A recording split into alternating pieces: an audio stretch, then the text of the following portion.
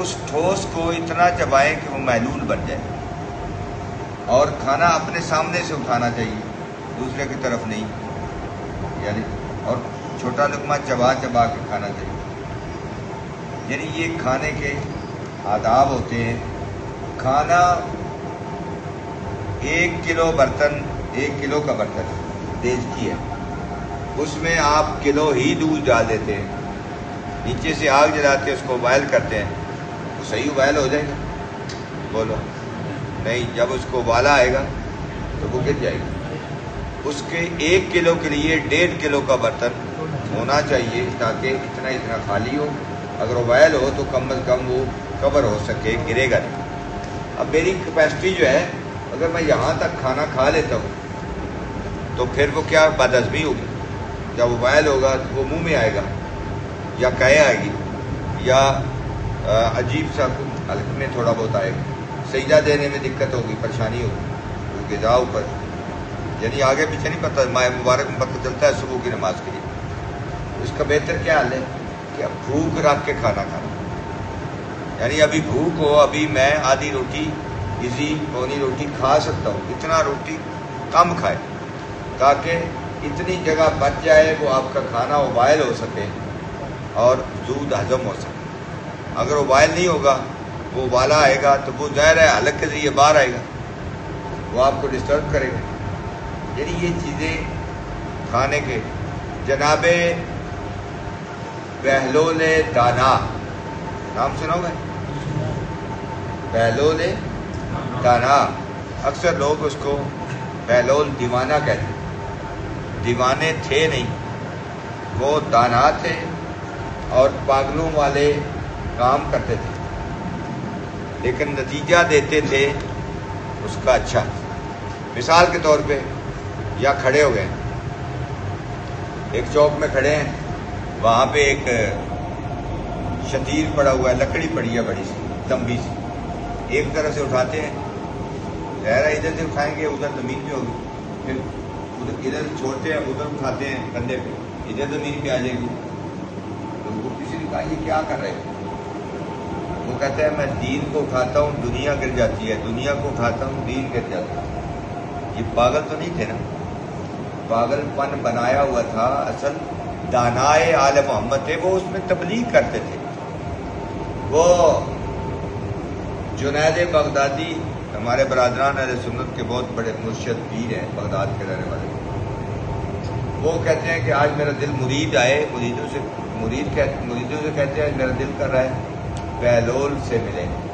تو سر جی کیا ملنا ہے، وہ پاگل ہے، پتہ نہیں کدھر ہوگا، اسی طرح دیوانہ ہے، آپ اتنے بڑے پیر ہیں۔ ان کا نہیں، میری نگاہیں جو دیکھتی ہے آپ کو نہیں پتہ، ان کا ڈھونڈو۔ وہ ڈھونڈا تو کہا فلاں ٹبے پہ ریت کا سرہانہ بنا کے ریت کٹھی کر کے آرام فرما رہے ہیں۔ اچھا، گئے مریدوں کے ساتھ، ہلایا، کہ کون؟ کہا مجھے جنید کہتے ہیں۔ کہا کون سا جنید؟ کہا ایک تو وہ جنید پیر ہے۔ کہا وہی ہوں۔ کہا کیسے آنا ہوا؟ کہا میرا دل چاہتا ہے مجھے کوئی نصیحت کرے۔ کیا کہا؟ کیا کریں؟ نصیحت کریں کوئی۔ تو ان کا تو خود پیر ہے، اتنا بڑا، اتنے مرید ہیں، تجھے نصیحت کی ضرورت کیا ہے؟ یعنی میرا دل چاہ رہا ہے کہ میں آپ سے نصیحت حاصل کروں۔ تو جناب بہلول نے کہا چلو آپ کہتے ہیں تو بتائیں کھانا کھانے کا طریقہ کیا ہے؟ کھانا کھانے کا؟ تو وہ کہتے ہیں یہ تو مشکل نہیں، ہاتھ دھو کے کھانا شروع کیا جائے، اپنے سامنے سے کھایا جائے، چھوٹا چھوٹا نوالا لے کے کھایا جائے، چبا چبا کے کھایا جائے، اور بھوک رکھ کے کھایا جائے۔ ساری وہ بتا رہے ہیں جو کھانے کا طریقہ تھا۔ تو وہ کھانے کا طریقہ جو ہے وہ بتا رہے ہیں۔ تو سرکار نے فرمایا سارا کچھ یہ ٹھیک ہے، یہ بعد کی باتیں ہیں۔ کھانا کھانے کا اصل طریقہ یہ ہے جب لقمہ آپ نے اٹھانا ہے، اس کو چیک کرو یہ حلال کا ہے یا حرام کا ہے، یہ جائز ہے یا ناجائز ہے، یہ کسی کا حق تو نہیں ہے کہیں بغیر اجازت کے یوز تو نہیں کر رہا۔ اصل یہ تو وہ جو مرید کہنے والے تھے پہلے، وہ دیوانہ ہے، آپ ادھر کیا کرنے جا رہے ہیں، آپ پیر ہیں، یعنی آپ کی توہین ہوگی۔ وہ پھر سوچے کہ پیر صاحب جو کہہ رہے تھے وہ ٹھیک کہہ رہے تھے، وہ دیوانہ نہیں دانائے آل محمد ہے۔ وہ ایک دفعہ ایک اور واقعہ ان کا، یعنی پاگل پن بناتے تھے، اصل میں حکمت بتاتے تھے۔ وہ بازار میں کھڑے ہیں، ایسے دیکھ رہے ہیں، لوگ دو چار سارے جانتے تھے بھائی بہلول ہے، بادشاہ کا رشتہ دار بھی تھا، حاکم کا، ہارون رشید کا رشتہ دار۔ تو وہ کہتا ہے، لوگ کہتے ہیں کہ سر جی آج کیسے آنا ہوا؟ وہ کہتے ہیں بازار میں آئے ہوں، ان لوگوں کی اللہ سے صلح کروانا چاہتا ہوں۔ کہا پھر کوئی پیش رفت ہوئی؟ کہا اللہ جو ہے نا وہ چاہتا ہے میں ان سے صلح کر رہا ہوں، یہ بازار میں دو نمبری کرتے ہیں، یہ کبھی کم تولتے ہیں، کبھی دو نمبری کرتے ہیں، بولتے ہیں، گاہک کو داؤ لگاتے ہیں، تو میں کہہ رہا ہوں یہ نہ کرو۔ اب اللہ مان گیا ہے صلح کہ میں یہ توبہ کر لے، میں ان کو معاف کر دیتا ہوں، یہ متوجہ نہیں ہو رہے۔ اچھا کچھ عرصہ گزرا، یہ قبرستان میں بیٹھے ہوئے تھے، پھر کسی کا گزر ہوا تو اس نے کہا سر جی آج کیا کر رہے ہیں؟ کہا آج بھی وہی کام کر رہا ہوں، ان کی صلح اللہ سے کروا رہا ہوں۔ کہا یہ تو مردے ہیں، کہا ان کو ابھی بہت زیادہ ضرورت ہے۔ کیسے اب کیسے صلح کروا رہے ہیں؟ کہا کوشش کر رہا ہوں ان کی صلح اللہ سے ہو جائے۔